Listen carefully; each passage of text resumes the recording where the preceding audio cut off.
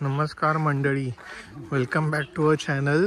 Almost 1.5 वर्षांनी आपण आलेलो आहोत पुन्हा सेम ठिकाणी, ते म्हणजे रेड्डी हा गणपती.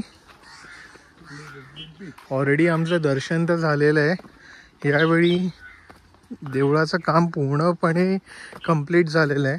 लास्ट टाइम जेव्हा आम्ही आलेलो गेल्या वर्षी मार्च महिन्यात, तर तेव्हा थोडंफार पेंडिंग होतं, पण यावेळी आहे. आणि मुख्य म्हणजे आता पण हे तुम्ही बघत आहात, लास्ट टाइम जेव्हा आम्ही बीचकडे जे जायचं होतं तर तेव्हा पायऱ्या नव्हत्या, तर यावेळी यांनी पायऱ्या केल्या. आणि आमचे बाबा पण आपल्यावर आलेले, तर त्यांना पण यावेळी उतरायला खूप व्यवस्थितपणे उतरता येते.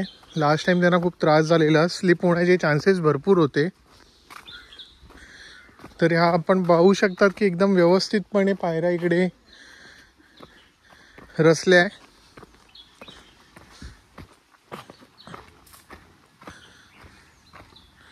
तुम्ही जर कधी रेड्डीच्या गणपतीच्या दर्शनाला जर कधी आला असाल तर नक्की तुम्ही या बीचकडे तुम्ही नक्की या, कारण की हा बीच पहिली मुख्य म्हणजे इकडे खूप कमी लोक येतात. खूप रेअरली लोकांना हा बीच माहिती आहे. त्यात ज्यांचं देवस्थान आजगाव किंवा शिरोडा आहे त्यांना या बीचकडे यायला माहिती, त्यांना बऱ्यापैकी माहीत असतं.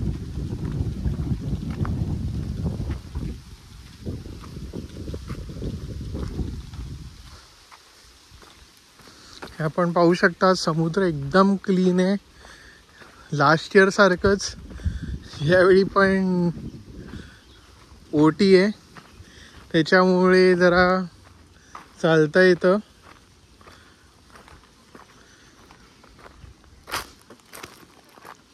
हे बघू शकतात किती सुंदर दृश्य आहे, म्हणतो ना आपण निसर्गरम्य, एकदम तसंच.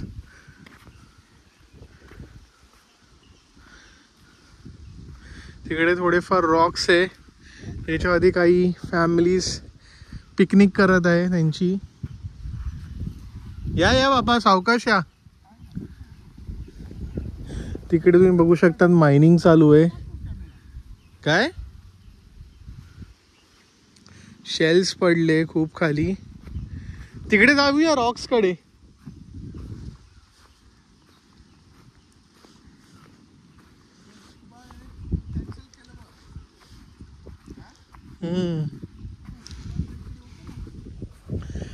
आमचे वडील म्हणत आहे की इकडे कुठेतरी स्कुबा डायव्हिंग आणि जे वॉटर स्पोर्ट्स असतात ते इकडे होत होते, पण आता बंद केलेले आहे. इकडे एक भारद्वाज बर्डचा पण आवाज ऐकू येतोय आम्हाला.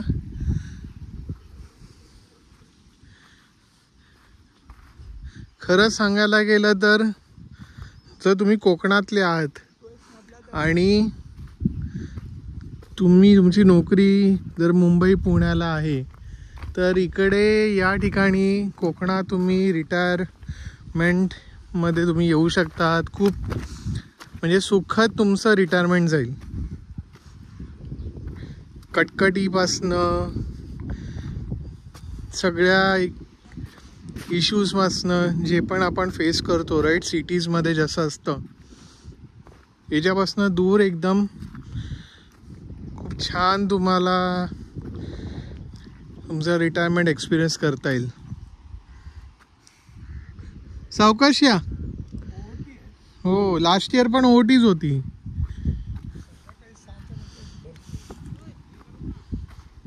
इकडे क्रॅब्स पण भरपूर दिसतात आहे.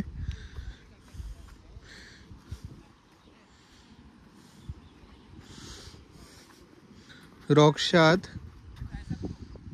प्रॉन्स पण आहे, हे तुम्ही बघू शकता. मासे पण आहे काय काय.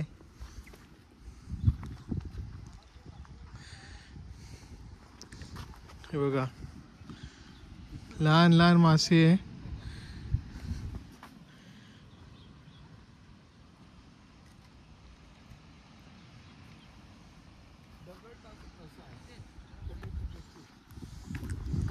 इकडे चालताना जरा नीट चालावं लागतं. कारण की कसं आहे की हे दगड जी आहे ना, जर तुम्ही बेअर फूट चालत असाल तर तुमचा पाय कापण्याचे चान्सेस भरपूर आहे. तर जरा इकडे जरा प्रॉपर शूज किंवा कवर्ड सँडल्स घालूनच यावं. आम्ही अजून थोडे पुढे जात आहोत.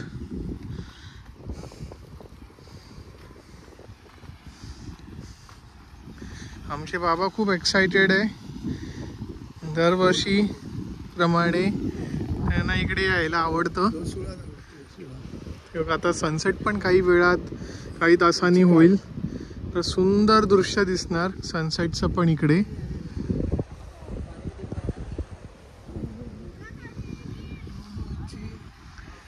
सूर्याच्याकडे उभं राहायचं फोटो सनसेटचा नाही येणार. तुम्ही जर घरात गणपतीचा पिक्चर बसलं असेल तर त्यात एक गाणं आहे, मुंबई पुण्याचे रस्ते सोडा कोकणामागे तुम्ही वळवा गाडी. ते खरं ते त्या गाण्याचं काहीतरी मिनिंग आहे. आणि ते मिनिंग तुम्ही जेव्हा इकडे याल ना तेव्हा तुम्हाला कळेल. तेव्हा तुम्ही वेगवेगळे बर्ड्स पण दिसत आहेत. त्यात वाटतं एक वेगळा काइंड ऑफ एक ईगल पण दिसतोय, ज्याचं मान थोडी येल्लोइश व्हाईटिश असते आणि बाकीचे पंख असे ब्राउनिश असतात. इकडे एक फोटोग्राफी चालू. एक फॅमिली पण खूप एक्सायटेड आहे आमच्यासारखी.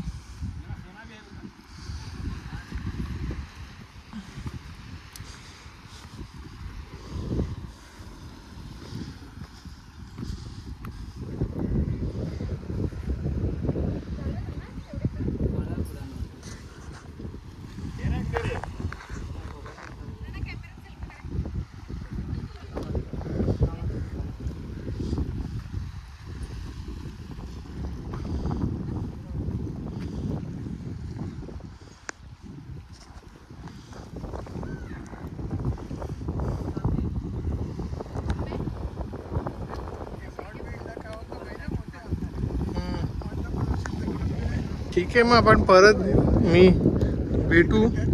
म्हणजे बाबा तेवढी माहिती देत आहे. बोला. खड्ड्यात पाय पडतो ना, हा, आणि मग पाणी आहे ना एवढं वाढतं ना, मग माणूस मरतो. ते कारण की ते थोडं दलदल सारखं आहे ना तिकडे. खड्डा आहे.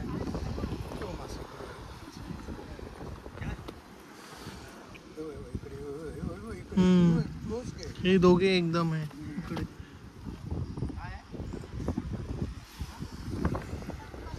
थोडा आपण पाण्याकडे जाऊया. कुठे इकडे लगेच बिळात घुसतात.